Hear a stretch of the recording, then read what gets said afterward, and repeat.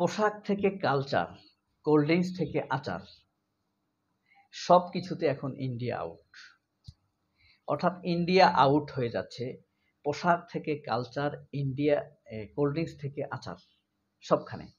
দেখেন, গতকালকে নিউজ নিশ্চয়ই আপনারা দেখেছেন, অলমোস্ট ভাইরাল নিউজ বলা যায়। কলকাতার ব্যবসায়ীরা কান্নাকাটি করছে। বাংলাদেশের ব্যবসায়ীরা এখন সেখানে যেতে পারছে না, তাদেরকে ভিসা দিচ্ছে না ইন্ডিয়া। নিজেদের দেমাগ দেখাতে গিয়ে, হ্যাডম দেখাতে গিয়ে, ডক্টর ইউনূসকে শিক্ষা দিতে গিয়ে কষ্ট পাচ্ছে কে? ইন্ডিয়ার ব্যবসায়ীরা। তাদের অবস্থা লাটে উঠে গেছে। কতগুলোতে এফেক্ট পড়েছে। খাবার রেস্টুরেন্টগুলোর অবস্থা খুবই বেগতিক, মাছি মশাতে ভরপুর। বাঙালিরা ছাড়া ওসব রেস্টুরেন্টে খায় না। ইন্ডিয়ানরা যেসব রেস্টুরেন্টে খায় সেটা হলো রাস্তার পাশে ফুটপাতে বসে খায়। ওখানকার মধ্যমমানের রেস্টুরেন্টগুলো খুবই খারাপ অবস্থা। তারপর তাদের হোটেল বিজনেস, রেস্টুরেন্ট বিজনেস, বাঙালিরা যাচ্ছে না চিকিৎসার জন্য, ব্যবসার জন্য যাচ্ছে না। তাদের অবস্থা খুবই বেগতিক, খুবই খারাপ অবস্থা, কান্নাকাটি চলছে। পোশাক বিজনেস তাদের অবস্থা খুবই খারাপ। অর্থাৎ এটা তো গেল, তাদের অবস্থা কান্নাকাটির অবস্থা, বেগতিক অবস্থা। কোনো কিছুতেই তারা স্টেবল হতে পারছে না।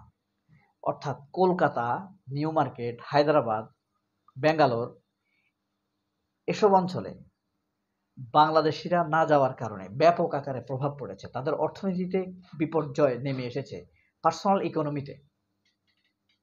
মানুষ কান্নাকাটি করছে।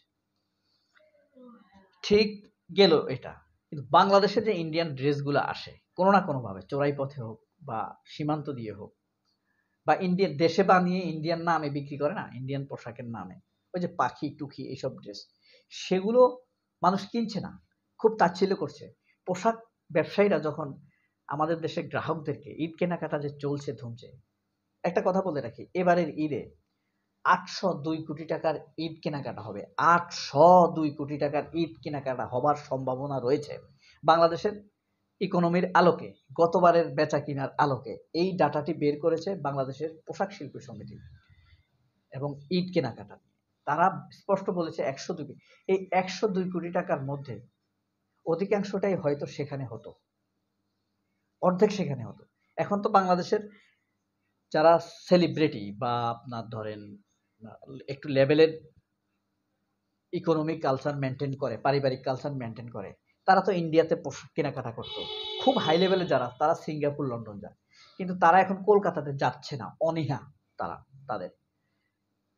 তারা দেশে কেনাকাটা করছে। আবার দেশের দোকানিরা যখন ইন্ডিয়ান পোশাক আশাক দেখাচ্ছে, সেটাও তারা কিনছে না। তারা এখন বেশিরভাগ কিনছে পাকিস্তানি পোশাক।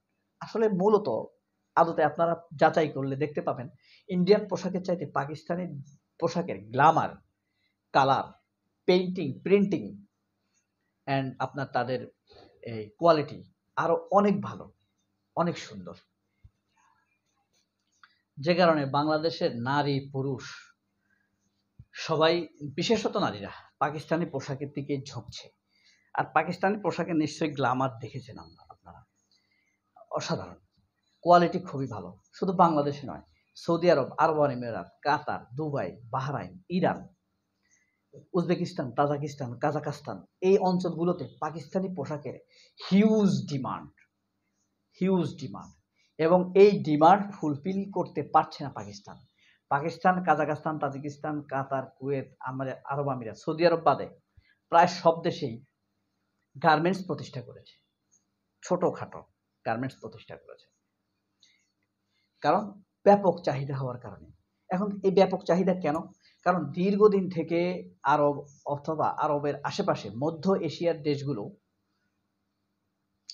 বা এশিয়ার আশেপাশের দেশগুলো, মধ্য এশিয়ার আশেপাশের দেশগুলো আপনার এই ইন্ডিয়ান পোশাকের কোয়ালিটি দেখে আসছে, এ কারণে তারা এটার ভক্ত। পুরুষদের ক্ষেত্রে আবার পুরুষদের ক্ষেত্রে ইন্ডিয়ান পোশাক, আর নারীদের ক্ষেত্রে পাকিস্তানি পোশাক। ওরা পাকিস্তানি পোশাকের কোয়ালিটি দেখে আসছে, এই কারণে সেটা ভক্ত। পুরুষদের ক্ষেত্রে ইন্ডিয়ান পোশাকটা একটু চাহিদা বেশি। ঠিক একইভাবে বাংলাদেশের তাই হচ্ছে। বাংলাদেশে আওয়ামী লীগ, সিপিবি, বামপন্থী, ছায়ানট, প্রথম আলো, এদের নোংরা বিশ্রী প্রচারণার কারণে পাকিস্তানি পোশাক কিন্তু উঠে আসতে পারেনি, প্রচার পায়নি। মানে ওই পাখি ড্রেস হলে ইন্ডিয়ান পোশাকের দিকে মানুষ ঢুকতো। এখন জানতে পারছে ইন্ডিয়ান পোশাকের সৌন্দর্য, কালচার, কোয়ালিটি, পেইন্টিং, প্রিন্টিং সব তারা দেখে বুঝছে যে এটা খুব কোয়ালিটি সম্পন্ন। তাদের কাছে ভালো লাগে, গ্ল্যামারাস লাগে, পড়তে আরাম লাগে, এটা এই কারণে পড়ছে। এই পোশাক থেকে তারা কালচারে তো রীতিমতো দৌড়ানি খাচ্ছে ইন্ডিয়া, দৌড়ানি খাচ্ছে না। কারণ দেখেন ছায়ানটের অবস্থা স্তিমিত, অবস্থা খারাপ। এই যে ছায়ানটের প্রতিষ্ঠাতা কি জানি তার নাম, মোতাহারের মেয়ে মারা গেছে, রবীন্দ্রসঙ্গীত বাজাইছে, তার লাশকে সামনে রেখে রবীন্দ্রসঙ্গীতের গান বাজিয়েছে। এই কালচার এখন বিতাড়িত। তারা আগে মঙ্গল শোভাযাত্রা করতো খালেদা জিয়ার সিনেমা ছবিকে বিকৃত করে, ইসলামপন্থী মতিউর রহমান নিজামী, আলী হাসান মোহাম্মদ মুজাহিদ ছবিকে বিকৃত করে তারা মঙ্গল শোভাযাত্রা করত। এটা নাকি পহেলা বৈশাখের মঙ্গল শোভাযাত্রা। খালেদা জিয়ার ছবিকে বিকৃত করত তারা, এখন সেগুলো বিতাড়িত। ইভেন কি এবার তেল মারার জন্য আবু সাইদের ছবি মঙ্গল শোভাযাত্রাতে আনার জন্য তারা উদ্যোগ নিয়েছে। দা রাস্কেল অফ চারুকলা বিজ্ঞানীরা, কিন্তু আবু সাইদের পরিবারে স্পষ্ট নিষেধ করে দিয়েছে, আমার ছেলের আত্মা অশান্তি হবে এমন কোনো কাজ করা যাবে না, পারলে মসজিদ করো, এসব মূর্তি টুর্তি করো না। অর্থাৎ কালচার বিতাড়িত। ওই যে আমি যে বলেছি ইন্ডিয়া আউট, পোশাক থেকে কালচার, কোল্ড ড্রিঙ্ক থেকে আচার।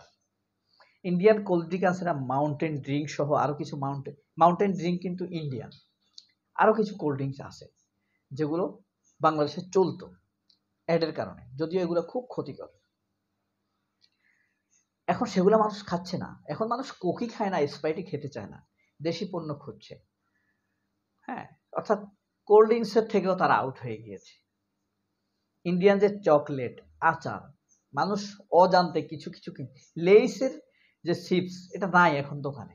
বাংলাদেশি তৈরিকৃত একটি লেইস আছে একটু নকল টাইপের, সেটি কিনে মানুষ, মানে সেখান থেকেও তারা আউট হয়ে গিয়েছে। আচার টাচার চকলেট কিছু কিনে অজান্তে যে এটা ইন্ডিয়ান, মানুষ জানে না, এ কারণে কিনে। বিস্কুট যখন বুঝতে পারে এই প্রোডাক্ট ইন্ডিয়ান, মানুষ সেই প্রোডাক্ট থেকে মুখ ফিরিয়ে নেয়, গাঁড় ঘুরিয়ে, আমি দেখেছি এভাবে অন্যদিকে চলে যায়। প্রত্যেকটা চেইন শপে যে মিনা বাজার, আগোরা, তারপরে আপনার ধরেন এই যে স্বপ্ন, এগুলোতে ইন্ডিয়ান প্রোডাক্টের ব্যাপক ছাড় দেখবেন, তারপরও মানুষ কিনে না। সেখান থেকে তারা সুপার আউট হয়ে যাচ্ছে। অর্থাৎ মানুষের হৃদয় থেকে উঠে গিয়েছে। বাংলাদেশের মানুষের সবচাইতে বড় সফলতা, গত 53 মানুষ বুঝতে পারেছে আমাদের বড় শত্রু হলো আসলে ইন্ডিয়া আউট, পোশাক থেকে কালচার, আর কোল্ড ড্রিঙ্কস থেকে আচার। সবাই ভালো থাকবেন। আমার মেয়েটার জন্য দোয়া করবেন, তাকে যেন আল্লাহ বেহেশত নসিব করে। আমার আম্মার জন্য দোয়া করবেন, তাকে যেন আল্লাহ নিরাপদে রাখে, সুস্থ রাখে, ভালো রাখে। আর মনে থাকলে আমাকেও দোয়া করবেন। আল্লাহ হাফেজ। আল্লাহর রহমতে ভালো থাকবেন। আসসালামু আলাইকুম।